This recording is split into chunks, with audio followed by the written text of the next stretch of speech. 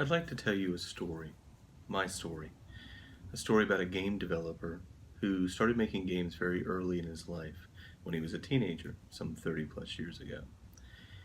This story takes me on a journey about making better choices. And that's ultimately what I want to do. I want to make better choices.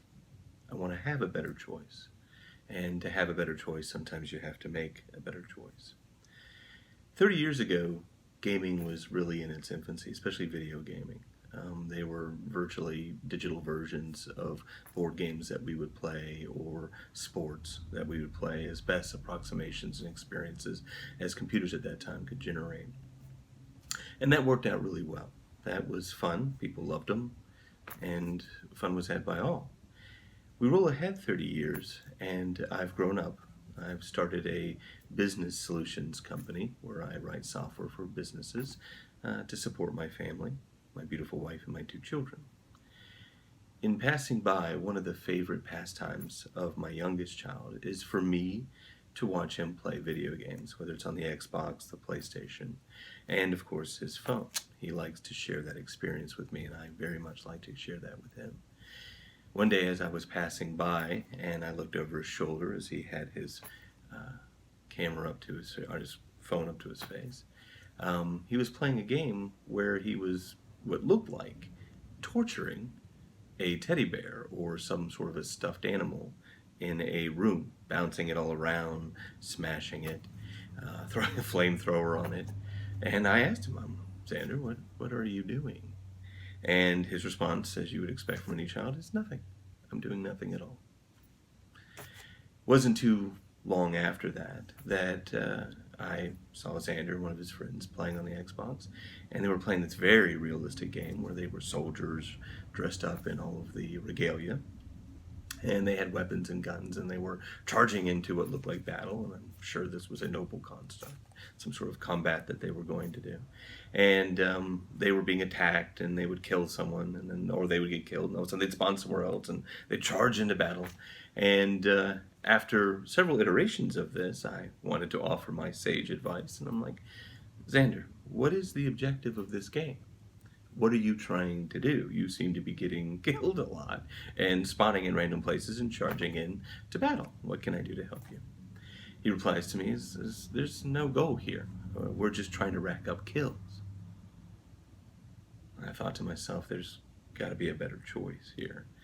I'm seeing my youngest grow up with some of the most advanced video games that at my age could only dream to have.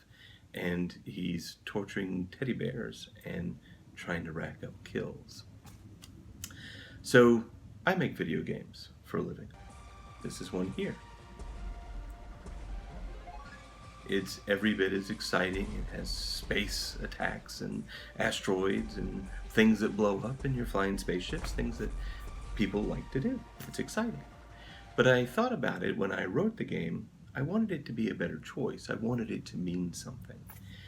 So I built the entire game around the principle of being self-employed. I'm a subcontractor. I'm cleaning up wormholes to allow traffic and commerce to travel from planet to planet, solar system to solar system. And I wanted you to have to manage your money, grow your fleet of ships, have all the kinds of problems that, say, a street sweeping business would have. While at the same time, even if it's just subtle, teaching the player how to manage a business, go into business for yourself, manage the risks around the business. So that's sort of the undertone. I wanted to blend video games into real life, but I wanted to do it in a compelling and meaningful way.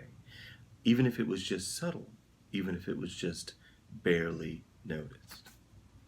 I wanted to make a better choice, not just for me, not just for my child, but for everyone. I wanted to make games that offer better choices, things that I can take away from the gaming world and apply to my real life.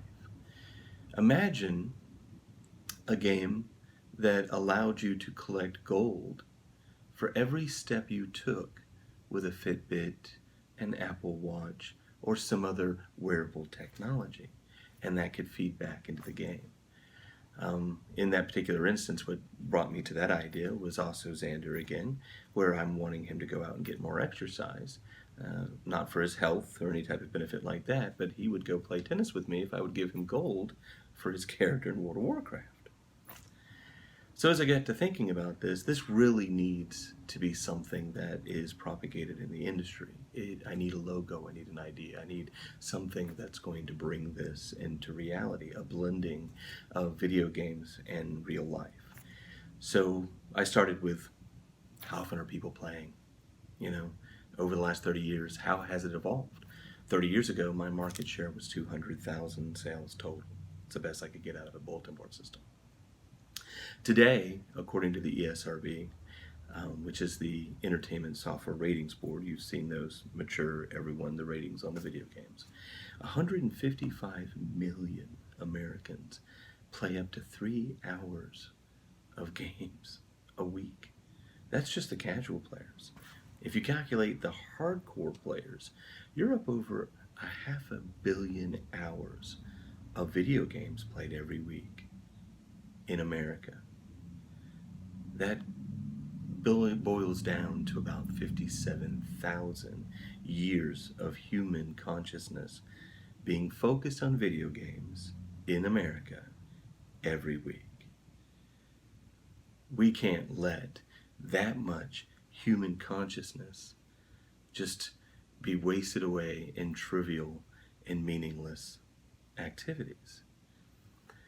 So I want to start talking about this blending. I can make a better choice with my games. So I created a company called Noble House of Schwartz. Now, what does it mean to be noble? Well, it means many things, but the definition that I have chosen is noble is to be superior to your former self.